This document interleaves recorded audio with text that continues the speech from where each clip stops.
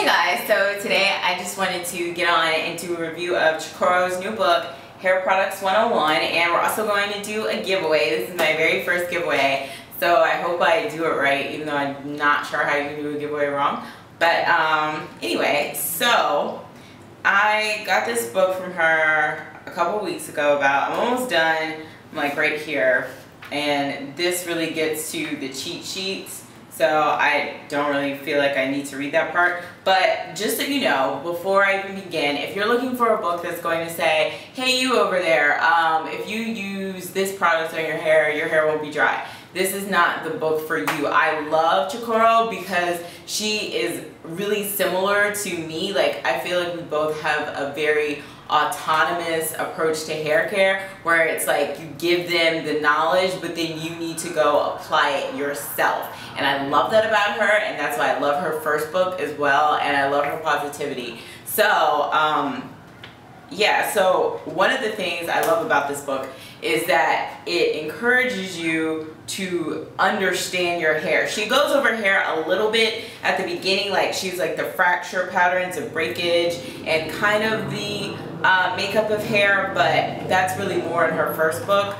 But then it says understanding your own hair, and this is what I tell people ad nauseum. I am like, you need to learn your hair. Like the other day when I reviewed the Curl Souffle from Shea Moisture, a lot of people were kind of salty with me about my review because they were just like, your hair looks fine. And I was like, first of all, my hair feels horrible. Number two, I know how my hair looks usually, and I know how my hair is supposed to look. So if my hair strays from that look too much, I'm not having a good hair day, but that's because I know my hair. So people should really learn their hair. So what she wants you to do basically is just write down things about your hair and say like how it feels, like what your, how it feels in this part of your hair, in the back, in the front, take photos of it and all that. And I think that that is really important, and I definitely think that people should do that.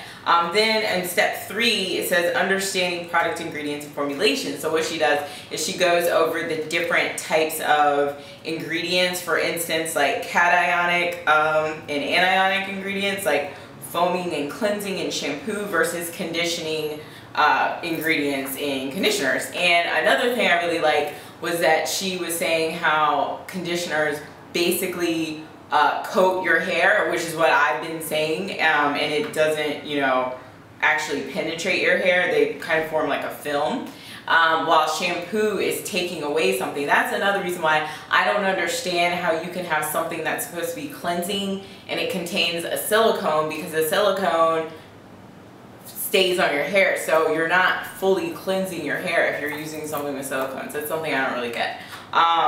So yeah, she really just goes over all of these thickeners, preservatives. I think that's a good one, because preservatives always have those long names that we don't know how to pronounce, and sometimes you just don't feel like Googling it all the time. Like, I feel like everything in this book you can find via Google, but at the same time, I like having a resource on my bookshelf that I can just run to and skim through instead of having to Google. I don't like to Google all the time. So I think that's really good. So she really just goes over all the different kinds of ingredients, and then the end, basically you apply it. And then that's where we have the cheat sheet, so you can look at it. And I always get questions like, Elle, how do I know that this is a silicone? Like, usually it says cone at the end, but there are some tricky ones. So it has, so if you see like kinds of alcohol, glycols, miscellaneous, I know it's just all in here, so you can just look this up, and it kind of gives you some keywords to look for when you're looking at the ingredients list of your products. I think that's really great. I will say that this is not an easy and or fun read. I think that ingredients basically are boring, but I do think it's a necessity to know what's going in your hair. So if you just want like a fun, like light-hearted, like yay, natural hair book, it probably isn't it.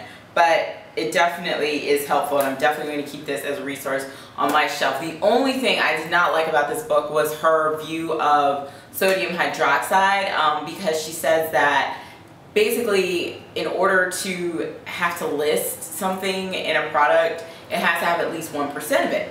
So she said if they list sodium hydroxide, then that means it's at least 1% of the formulation, which is true. But then she's like, well, you know, that does have the potential to relax your hair, when in fact sodium hydroxide alone isn't really what relaxes your hair. It's the formulation of the relaxer, it's the smoothing technique that you're doing when you're doing the relaxer. A high alkaline alone is not going to relax your hair. I think a lot of people misinterpret that. Like if I put straight sodium hydroxide on my hair, it definitely, my hair would probably just melt. Like it wouldn't relax and it would burn the hell out of my scalp. So yeah, but besides that, I think it's a great book. And you know, like I said, people do have different opinions about sodium hydroxide, so I'm not saying that she is terrible and I hate her now. I'm just saying that we do have a difference of opinion on this subject, and that's totally fine. So with that, all that being said, I have 4 copies of this book to give to you guys. She gave me 4 more copies to give me. Oh, and she also, I was like, okay, I'm not gonna lie, I was pressed. She put she like signed it, and she said my curls were sheer perfection. Thank you. Sorry, I'm corny. Anyway, so I have 4 more copies of this to give you guys. So I don't want to do like a giveaway where like you have to like me on Facebook, you have to follow me on Twitter, you have to subscribe to the YouTube, and I'm just going to randomly select someone. I don't really want to do that. I want to give you guys a little bit of homework.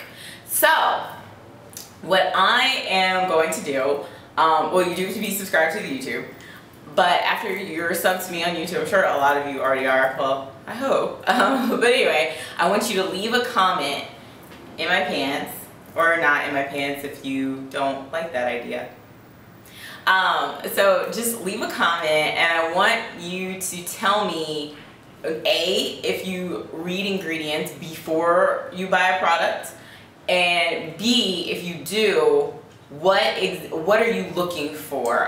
What are some ingredients that your likes, doesn't like? Obviously it can't be that long because it's a YouTube comment. It's like, I think there's what, like a 250 character limit, or I don't know, something like that. It can't be too long. I just want to know what you look for when you're looking for your products. And yeah, that is really it. So I'll be back tomorrow because I have to do a fact video. So I will talk to you guys later. All right, bye.